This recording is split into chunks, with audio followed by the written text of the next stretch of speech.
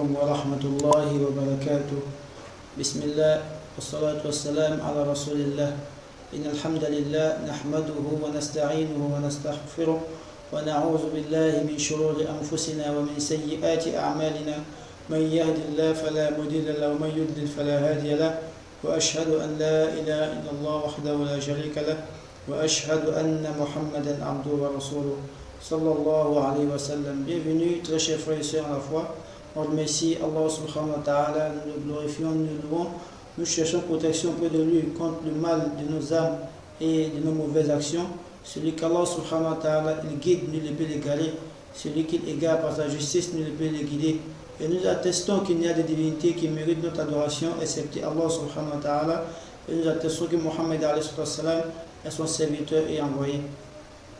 Aujourd'hui, nous allons nous rappeler sur un sujet très important. Comme vous le savez, Allah subhanahu wa ta'ala a créé l'homme de la plus belle des formes et a doté l'homme de qualité et de manquements. Aujourd'hui, nous allons voir les manquements de l'homme. Parmi les manquements de l'homme, l'homme il est caractérisé par l'oubli et l'homme aussi il est caractérisé par l'insouciance. Face à ces manquements-là, l'homme se doit d'avoir des sincères conseillers afin de lui rappeler le but de sa création et de ne pas sombrer dans l'égarement et dans la mauvaise voie. Et parmi ces conseillers, l'homme, durant sa vie, il aura droit à 3 conseillers. Il aura droit à 3 conseillers.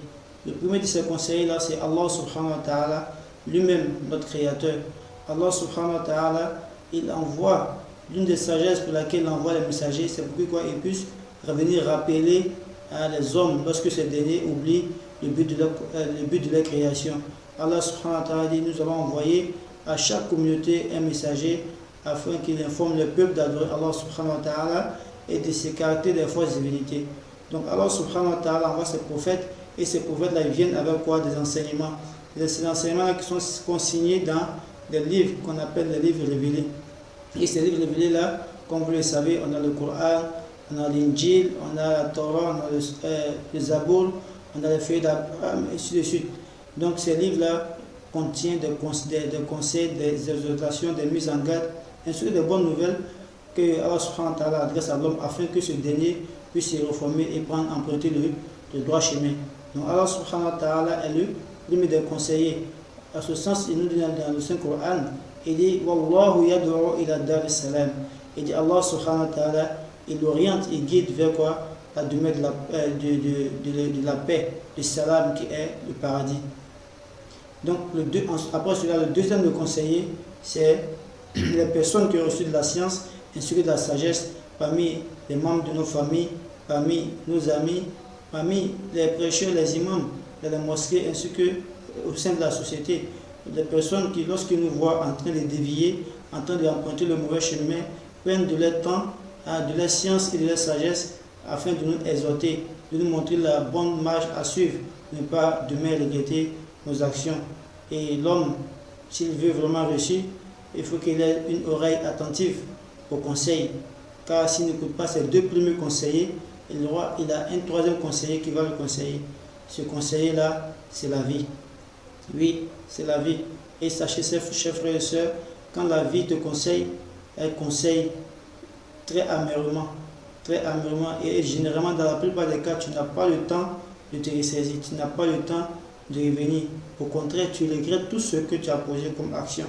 Tu regrettes tout ce que tu as posé comme action. Il y a des personnes, les parents les ont conseillés, ils ont lu le Coran, ils ont étudié le Coran, ils ont appris le Coran. Après, ils ont commencé à dévier. Les personnes de science les ont approchés, les ont mis face à leur raison et les montrer vraiment la voie à suivre. Ils n'ont pas eu l'oreille attentive face aux conseils. Mais ces derniers, lorsque la vie les a conseillés, ils ont regretté amèrement. Soit ils sont morts dans l'égarement et nous tous savons vraiment ce que Allah réserve à celui qui a désobéi à son commandement restant en vie ici-bas. Et certains d'entre eux sont couchés présentement dans le lit. Et ils sont incapables de faire quelque chose et ils regrettent tout ce qu'ils ont fait car ils n'ont pas prêté attention au rappel ne pas prêter attention au rappel des personnes dotées de sciences, de ne pas prêter attention au rappel d'Allah subhanahu wa ta'ala. Et aujourd'hui, la vie les conseillers, ils sont impuissants et ils voient dans l'état qu'ils sont, ils voient dans le malheur qu'ils sont, mais ils regrettent amèrement parce que la vie n'a pas eu de choix que de le conseiller. Et le but de ce rappel, c'est comment est-ce que vous ainsi que moi puissions prendre conscience du but de notre création ici, c'est l'adoration à Allah de le satisfaire et de ne pas être du nombre des insouciants, ne pas être du nombre de personnes qui écoutent le rappel et qui se détournent, mais plutôt d'être du nombre de personnes qui écoutent le rappel et qui suivent ce que leur renferme de bien.